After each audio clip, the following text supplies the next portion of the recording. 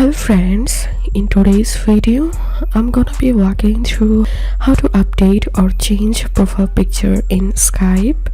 But before getting started this video, make sure to subscribe. How to do it: so open your Skype app and tap on your profile to the top left corner and tap on Skype profile, and now tap on your profile.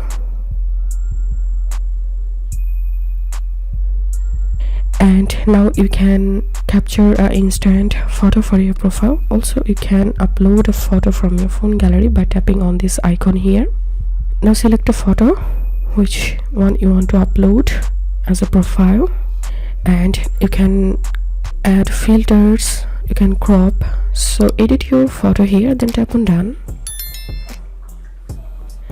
and that's how you can do it. If this video helped you, give a thumbs up and please consider subscribe to how to do it. Thank you for watching.